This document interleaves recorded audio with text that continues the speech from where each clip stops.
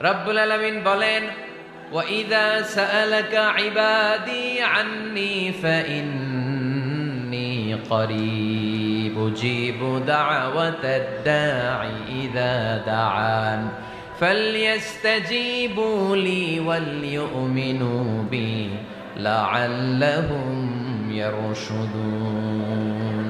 রব্বুল আলামিন বলেন, নবী হে, আমার বান্দারা যখন তোমাকে জিজ্ঞেস করে আমি কোথায়, তুমি বলে দাও ইন্নী করিব, আমি কাছে। আল্লাহু আকবার, তিনি কাছে। আল্লাহর হাবিব সাল্লাল্লাহু আলাইহি ইসলামকে আল্লাহ কমান্ড দিলেন, আপনি বলে দেন যখনই উম্মতেরা জিজ্ঞেস করবে আল্লাহ কোথায়, আমি কোথায়, আপনি বলে দেন ফাইন্নী করিব, আমি কাছে। আরেক জায়গায় আল্লাহ ব্যবহার করলেন আকরাব, কাছে না। করিব মানে কাছে, আর আকরাব মানে সবচাইতে কাছে, the closest one, the most